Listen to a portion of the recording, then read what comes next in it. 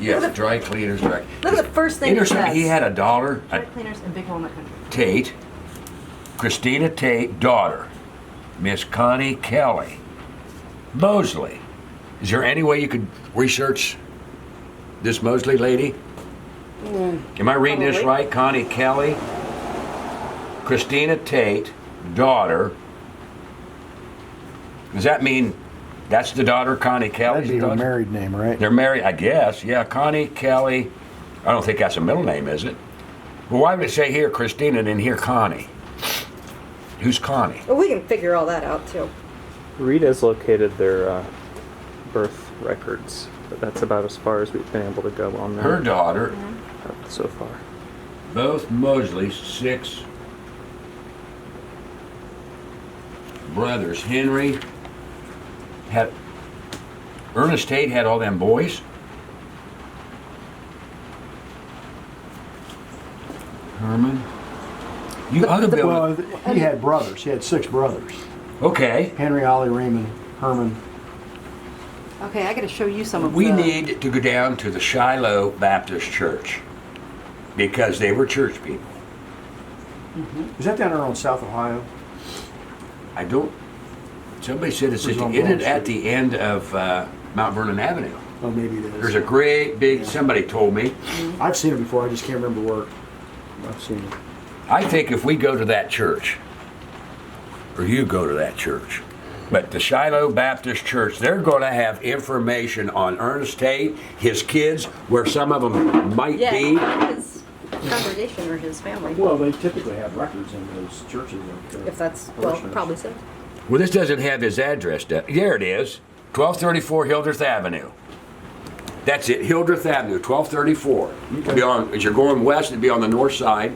It's a big old house. It's all boarded up, but it has a house number. It says 1234 on it. Yeah.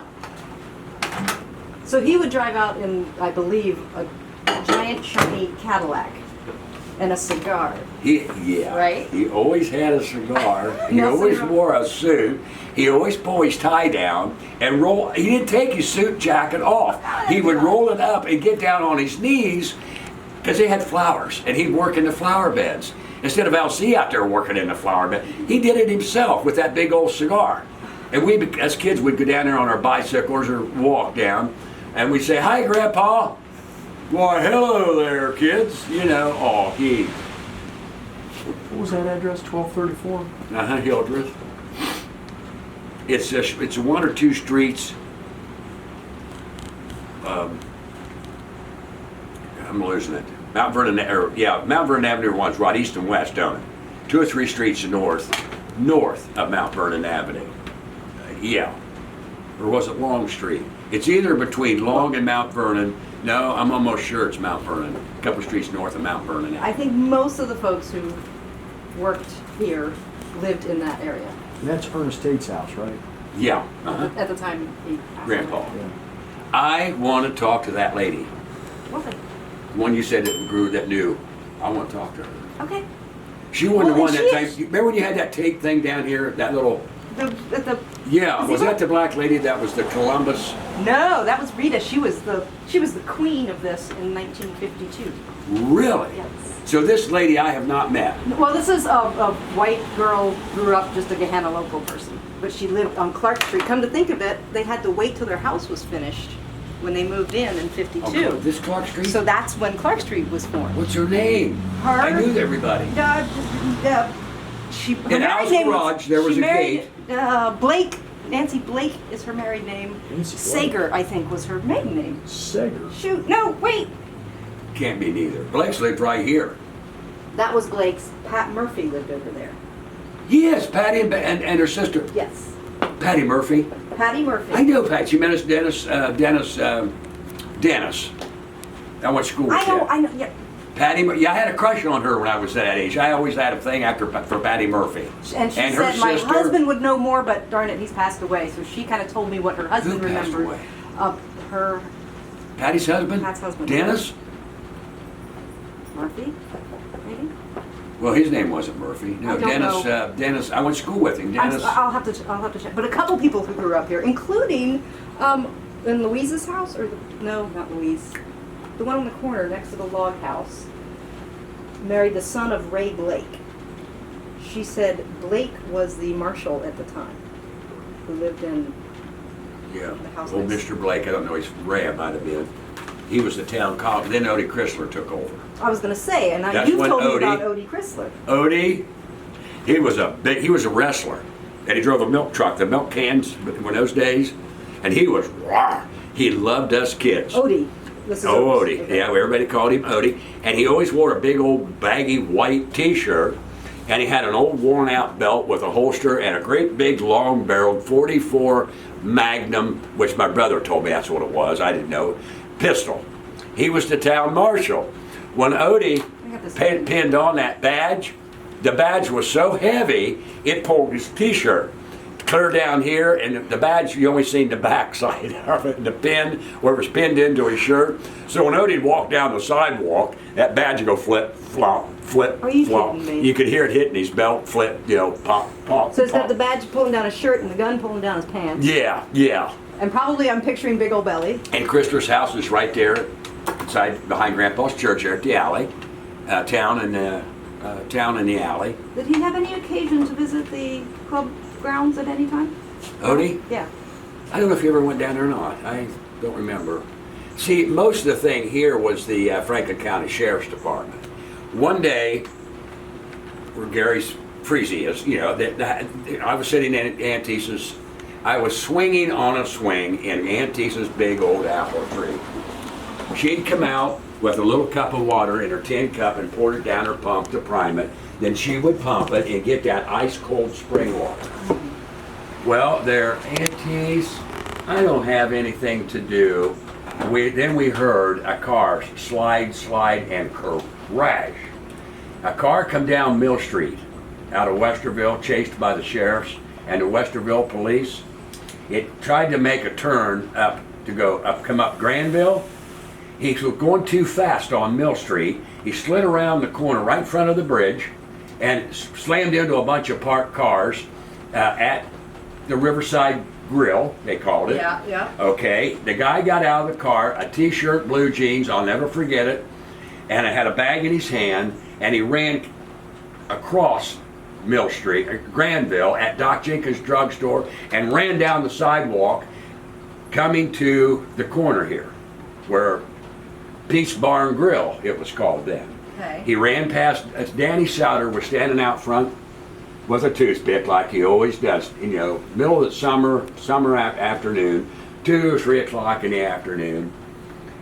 Danny said, "Catch that man, stop that man." Carol, I ran to the front of off the swing, out the gate. My sister come out of the front of the house. We stood there on the corner, and we seen the man running down past Snitty's barber shop. Danny Souter was booking right behind the man, and he had this bag in his hand. The bag was in his left hand, okay? He turned the corner at the Bar and Grill, and where that side door is still today, at that point, the man went like this. He pulled out a pistol and he turned around and he went, boom! Shot Danny right through here, and Danny went right on back. Here come the sheriff car. Oh, they come.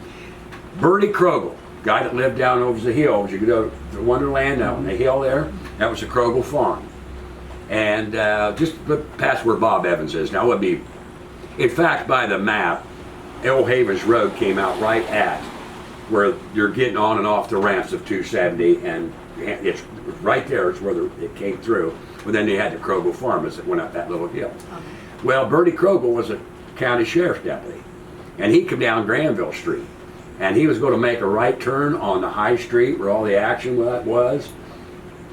He did, sideways and backwards, and he ended up almost to the sidewalk, the back of his police car. And he gets out of his car.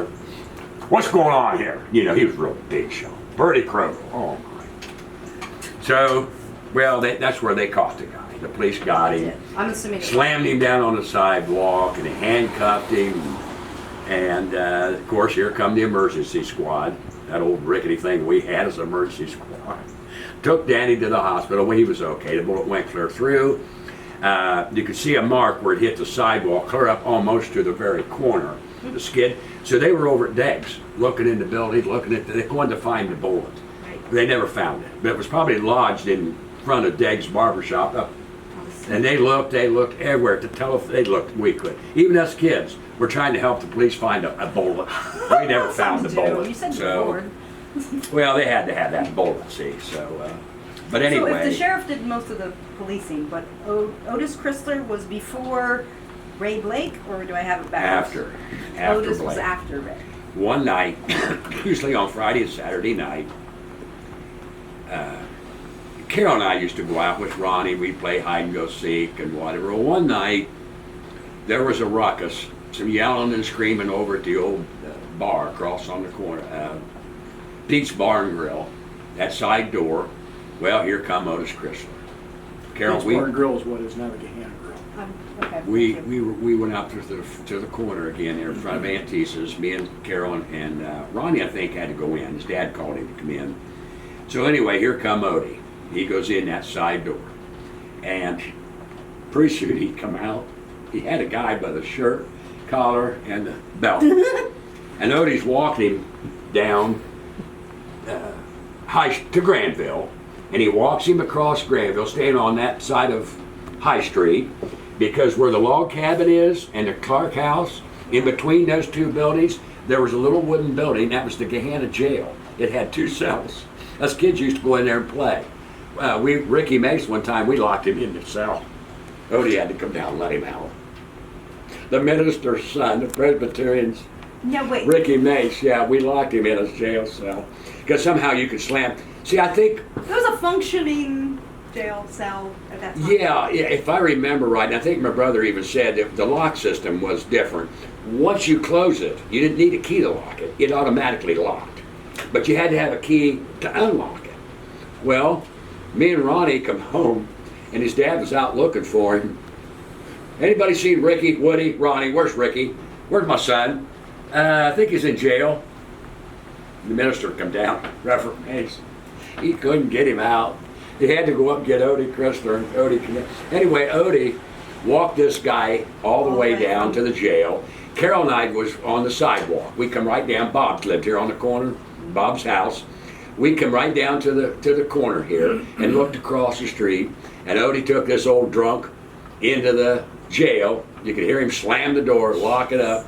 The funny thing of the whole story, Odie always would come out the front door and yell back, "Charlie, I'll be by in the morning to let you out, long as you promise me you'll go to church with your wife." Seriously. Then he'd slam the front door and, "Hi, kids," and he'd walk all the way back up. And that old badge would go clink, clonk. He was a big man. He also, on the side, he was a wrestler. So Otis Chrysler. And that, you're right, Pastor, you for dates. Was that 50s, 60s, 40s? 50s. 50s, the jail was there. No, wait a minute. No. No, we weren't living at Aunt Tesa's yet. No, we were still in our house here. 40s. Was it? Probably 47, 48, 49 along in there. I'm 41 to 48, I'm 7 years old. So it'd be right along in there. Yeah.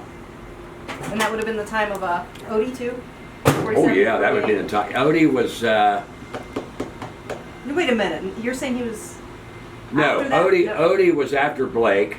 Odie would have been in the 50s. We were living at Aunt Tesa's. We'd already lost our 52. We lost. Everything went into storage. All those years Mom was alive, never once ever asked her. Dad had a camera. Wind it and then take a picture and then wind it, take a picture. We have no pictures of growing up in that house. Christmas, Easter Bunny stuff. We lost all of our family pictures. Oh. So Carol found 2, gave them to me. They're in the house there in an album. It's Mom and Aunt Ruth are sitting in the kitchen at a long table. I don't remember a long table, but you could barely see the kitchen cupboards, and you could see out the window to the west. And, well, right outside the window was our old pear tree. We had a big old pear tree. Mom used to go out and get the pears and make pear stuff. But, You told me there were pear trees here. You told me there were pear trees here. oh, the pear trees were here in the middle of it. Well, actually, see, this was a driveway, but it kind of opened up, to a parking. This was all parking, all gravel. This was all, and it kind of ended right here, all about to the first cottage. Okay. And then it just went into, which you walk down the Crick's Meat today, you'll still be on that very little walkway. Was there an actual road, or was it No, just a kind of- dirt, but they used to drive their cars The Yeah, black people would go down there in their cars at night. And one night, me and Gary are camping out at Rocky Fork. We had Camp One Devil, one of our old campsites. So Gary and I went walking because we could barely hear it sounded like radio or music, but it sounded like it was down at Crooksmead. So we followed Rocky Fork down, and we come up out of the woods there, right at their little trail there. It goes right down to where Rocky Fork comes into that little trail, still there today. I call it the triangle. We come up that little trail, and right there was a big yellow convertible car. Summertime, the top down, it's dark. These Back there couple, for privacy, probably. they were smooching, and Gary and I, they went down and they turned around. So when Gary and I come up, the car was right there, and there was the trunk of the car. So Gary and I, we looked at each other, and we snuck up behind the car and went, "Ha!" Like that, beat on that car. That car was spinning tires all the way back to the clubhouse. I mean, those black fellows turned white, and they had to hammer down.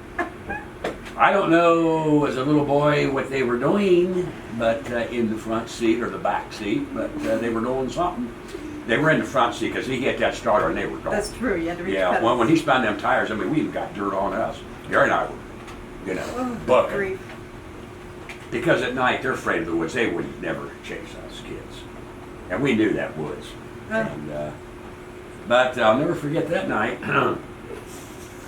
And neither were those people. They're probably dead somewhere now. else telling that story right now. Well, No, guys, if we're 12 and 14 along in there, and they were, say, maybe in their 20s, I'm 75, 85, 90, well, they'd have to be 95, 100 years old by now. But they're still telling the story. If they're still alive, if they're still alive. But, there used to be all kinds of little funny things going on down there at night. So, Gary and I used to camp. We had our campsite back here. And at night, we'd go over there and talk to Thomas Larry for a little while. Well, and sometimes people stayed here. These weren't just. Yeah, they the stayed lady all that lived summer. here that they built the cement steps are still there today. She used to walk up to Wilson's. They would come here and stay pretty much all summer. They were from Columbus, I think. Nicest little old black lady, and she always had one of them little peck baskets on her arm, and she would walk up High Street and stop at the gate, and her and Aunt Teese would blah, blah, blah, blah, blah over the gate post.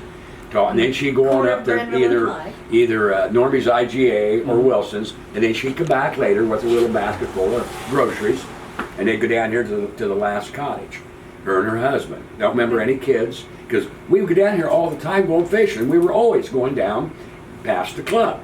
And they'd always say hi to us little white kids, you know. They were just nice people. They were nice people. And, but there was a boy that drove that old Jeep that had wooden sides, the old Willie, or... yeah, the Willie's Jeep. Was it the Willies that had the wooden doors? Okay. Well, the club had one. It belonged to the club. Mm-hmm. But there was a black boy that drove it. He was much older than me, and he would always smoke. Well, I remember one day I went down there and he gave me a cigarette, and he even lit it for